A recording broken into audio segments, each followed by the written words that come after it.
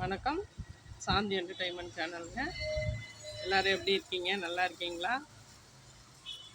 இந்த சின்ன வயசில் கிராமத்துலலாம் அந்த பண்டிகை வரும் பார்த்தீங்களா? அதெல்லாம் நினச்சி பார்த்தா மலரும் நினைவுகள்னு சொல்லுவாங்கள்ல, அந்த மாதிரி சின்ன வயசு ஞாபகம்லாம் நினச்சிக்கிட்டா ஜாலியாக இருக்குங்க. பிள்ளைங்கள்ட்டலாம் சொன்னாக்கா, ஆமாம் நீ அந்த காலத்து கதையை சொல்லு, இப்போல்லாம் எப்படி இருக்காங்க, பண்டிகை இதெல்லாம் பார்க்குறதுக்கு அதெல்லாம் அவங்களுக்கெல்லாம் டைம் இருந்தது, இப்போல்லாம் எங்கே இருக்குது டைம் அப்படின்பா. அதை நினச்சி பார்க்கும்போது எவ்வளோ சந்தோஷமாக இருக்குது தெரியுங்களா? 8 நாள் இந்த வெள்ளிக்கிழமை காப்பு கட்டுவாங்க. 8 நாளும் காலையிலேருந்து சாயந்தரம் வரைக்கும் ஜெகஜோதியாக இருக்குங்க. எங்கள் ஊர் 2 தெருவுலேயும் பெரிய பெரிய கோலம் போட்டு, யார் வீட்டுக்கு போடணுன்னாலும் கோலம் போடுறது. ஒவ்வொரு நாளைக்கும் சாமிக்கு ஒவ்வொரு நைவேத்தியம். என்ன நைவேத்தியம்னு கேட்டிங்கன்னா, ஒரு நாளைக்கு காராமணி சுண்டல், ஒரு நாளைக்கு கொண்டக்கடலை சுண்டல், ஒரு நாளைக்கு உளுந்து சுண்டல் பண்ணி அதில் வெல்லம் போட்டு வேக வைப்பாங்க, அது ஒரு சுண்டல். ஒரு நாளைக்கு துள்ளு மாவு பச்சரிசி ஊற வச்சு இடித்து அதில் வெல்லம் போட்டு பெசரி வேப்பிலையெல்லாம் உருவி போட்டு மகமாய்க்கு துள்ளு மாவு. ஒரு நாளைக்கு நீர்மோர் பானகம் 2ம் வைப்பாங்க. 8 நாளும் 8 நைவேத்தியம் வைப்பாங்க. கொழுக்கட்டை ஒரு நாள் சூப்பராக இருக்குங்க. எல்லார் வீட்லேயும் போயிட்டு திண்ணலை சாமி கும்பிட்டதும் தேங்காய் பழம் உடச்சிட்டு சாமி கும்பிடுவாங்க.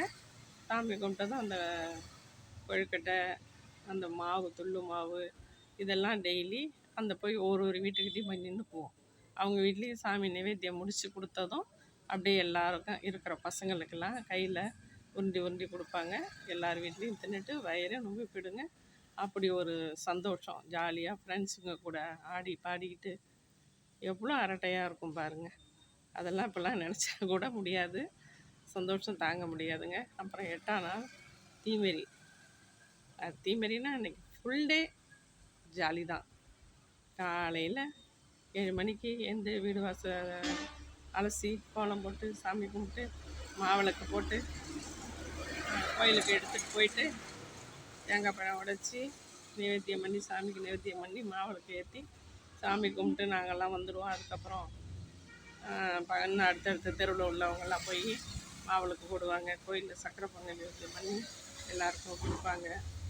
அது முடிஞ்சு 3 மணிக்கெல்லாம் பார்த்திங்கன்னா நெருப்பு குழி சாமிக்கு 11-12 மணிக்கெல்லாம் அபிஷேகம் ஆரம்பிப்பாங்க. அபிஷேகம் முடிஞ்சு 1 மணிக்கெல்லாம் பிரசாதம் கொடுத்துட்டு ஒரு 1 ஹவர் டைம். அதுக்கப்புறம் பார்த்திங்கன்னா நெருப்பு மூட்ட ஆரம்பிச்சிருவாங்க, தீக்குழி.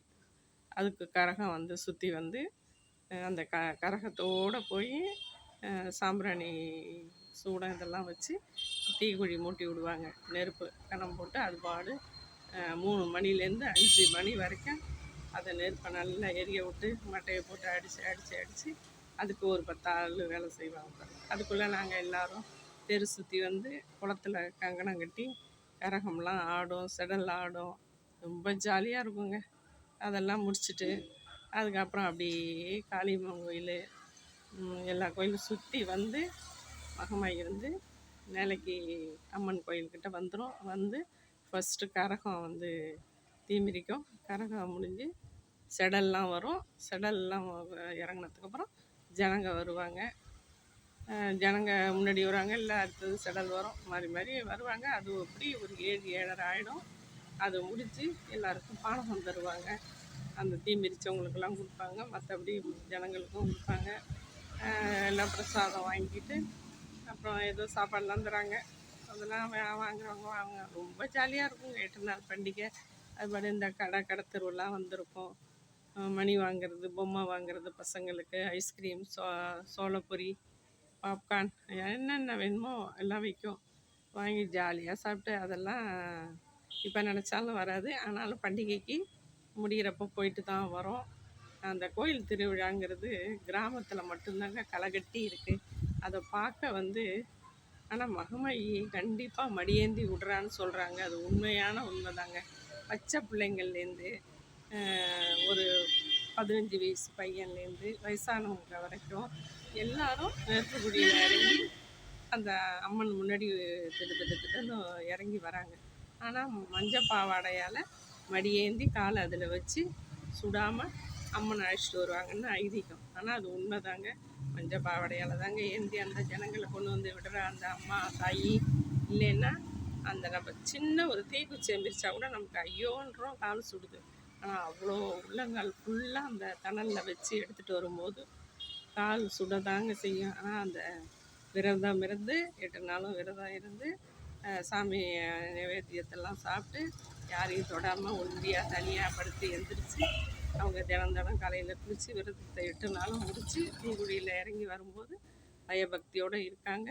ஆனால் அதே மாதிரி மகமாயி பாவாடையால் கால் பாதம் சுடுபடாமல் ஜாக்கிரதையாக அழைச்சிட்டு வந்து பால் குழியில் இறக்கி காலை புனிதமாக நீராடி வச்சு பாலில் அந்த புண்ணை ஆற்றி வெளியே கொண்டு வந்து விட்றா எல்லாருக்கும் நல்லபடியாக மிதித்து சாமி கும்பிட்டு வராங்க. சாமி இருக்குங்கிறது அந்த அம்மன் சாட்சியாக உண்மைதாங்க. எல்லாரும் நம்பிக்கையோட சாமி கும்பிடுங்க, பண்டிகையை கொண்டாடுங்க. எல்லாரும் ஊரில் திருவிழா நடந்தால் போய் ஜாலியாக ஒரு 8 நாள் இருந்துட்டு வாங்க. பண்டிகையை ஜாலியாக என்ஜாய் பண்ணுங்கள். அதே மாதிரி பண்டிகையெல்லாம் கிடைக்காதுங்க. அனுபவம்லாம் ஜாஸ்தியாக இருக்கும் அந்த பண்டிகையில். ராட்டனம் சுற்றுறது, பலூனில் சறுக்கு மரம் வெட்டுறது, நிறைய என்டர்டெயின்மெண்ட் நிறைய வச்சுருக்காங்க. பல கிராமங்களில் நிறைய நடக்குது. இன்னமும் அந்த திருவிழாலாம் நடந்துட்டு தான் இருக்குது. சில கிராமங்களில் ஒரு வருஷம் விட சமயத்தில் விட்டுடுறாங்க. அதெல்லாம் வந்து பார்க்க கண் கோடி வேணுங்க.